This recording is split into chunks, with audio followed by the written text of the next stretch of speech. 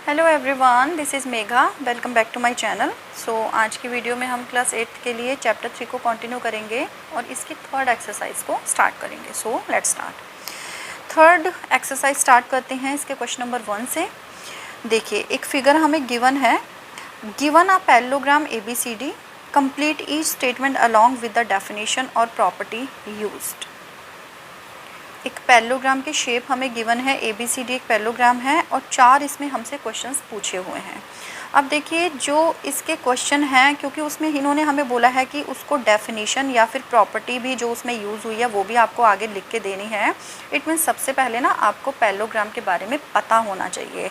अगर उसकी प्रॉपर्टीज़ पता होंगी, उसके बारे में पता होगा तो ही तो आप यहाँ पर अप्लाई कर पाओगे, अदरवाइज़ कैसे करोगे, है ना। तो सबसे पहले मैं क्या करती हूँ, आपको पैरेललोग्राम के बारे में ना जो मेन बातें हैं वो आपको एक बार बता देती हूँ। ठीक, देखो ये एक पैरेललोग्राम मैंने ड्रॉ कर लिया। इसके बारे में कुछ मेन बातें बता रही हूँ जो आपको याद भी रखनी है, ठीक है ना। देखो, सबसे पहली बात जो होती है किसी भी पैरेललोग्राम की, वो होती है कि जो इसकी ऑपोजिट साइड्स होती हैं, जैसे कि ये दोनों ऑपोजिट हैं और ये दोनों ऑपोजिट हैं, इसमें क्या रिलेशन होता है कि ये इक्वल भी होती हैं और पैरेलल भी होती हैं। जैसे ये दोनों इक्वल होंगी और पैरेलल होंगी और ये दोनों इक्वल और पैरेलल होंगी, पहली बात, ठीक है। दूसरी बात कि इसके ऑपोजिट एंगल इक्वल होते हैं। जैसे एंगल A एंगल C के इक्वल होगा, एंगल B एंगल D के इक्वल होगा। तीसरी बात है इनके डायगोनल्स को लेके। तो जो इनके डायगोनल्स होते हैं, जैसे AC और BD दो डायगोनल हैं, तो ये क्या करते हैं, एक दूसरे को बाइसेक्ट करते हैं। मतलब कि जहाँ ये दोनों एक दूसरे को कट करेंगे, यहाँ से इनके पार्ट्स की लेंथ इक्वल हो जाती है, यानी कि AO इक्वल टू OC के होगा और OB इक्वल टू OD के होगा, ठीक है। नेक्स्ट, जो इनके एडजेसेंट एंगल्स होते हैं, एडजेसेंट का मतलब होता है साथ साथ वाले। जैसे A और B एडजेसेंट हैं, इधर से A और D एडजेसेंट हैं, ठीक है। इधर से D और C एडजेसेंट हैं, इधर से C और B एडजेसेंट हैं। तो एडजेसेंट एंगल जो होते हैं वो सप्लीमेंट्री होते हैं। मतलब कि दोनों को जब आप ऐड करते हो तो इक्वल टू 180 डिग्री होता है। एंगल के लिए मैंने आपको ये दूसरी प्रॉपर्टी बताई है। पहली मैंने क्या बताई थी कि जो ऑपोजिट एंगल होते हैं वो इक्वल होते हैं। Opposite angle equal, adjacent angle supplementary, ठीक है। चौथी बात कि अगर इसमें कोई भी एक एंगल आपका 90 डिग्री हो गया, बाकी के सारे खुद के खुद 90 डिग्री हो जाएंगे, ठीक है। कुछ मेन ये आपकी बातें हो गई। अब हम क्या करते हैं, जो इसके क्वेश्चंस दिए हैं उनको हम एक बार सॉल्व कर देते हैं। AD equals to what. AD किसके बराबर होगा, देखो AD इक्वल होगा BC के, क्योंकि मैंने अभी बताया आपको ऑपोजिट साइड्स इक्वल होती हैं। तो हम यहाँ लिख देंगे AD इक्वल्स टू BC और हमें इसका रीज़न भी देना है, सिर्फ लिख के नहीं छोड़ देना है, रीज़न भी आपको देना पड़ेगा। तो हम इसमें लिख देंगे ऑपोजिट साइड्स आर इक्वल, ठीक है।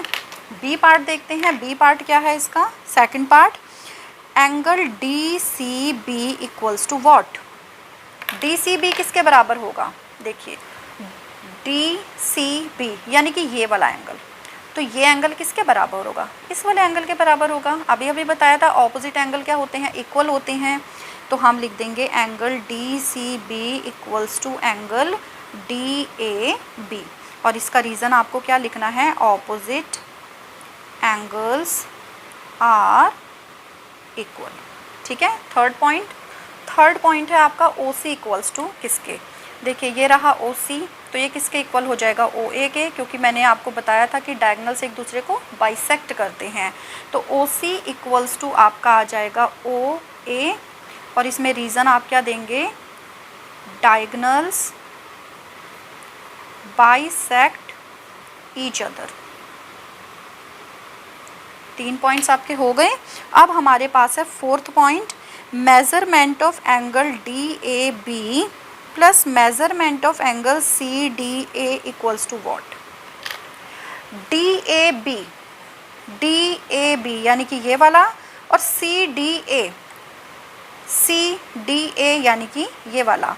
तो ये और ये दोनों एंगल क्या हो गए आपके, एडजेसेंट एंगल हो गए। और एडजेसेंट एंगल को मिलके हमेशा क्या आता है, 180 डिग्री आता है, सप्लीमेंट्री आता है। तो यहाँ हम रीज़न क्या लिख देंगे, एडजेसेंट एंगल्स आर सप्लीमेंट्री। आपने ये पढ़ा हुआ है ना पहले, 90 डिग्री हो तो कॉम्प्लीमेंट्री एंड 180 हो तो सप्लीमेंट्री। तो ये आपका हो गया question number 1 complete. Next video में मिलेंगे नेक्स्ट क्वेश्चन के साथ। Till then take care, bye bye.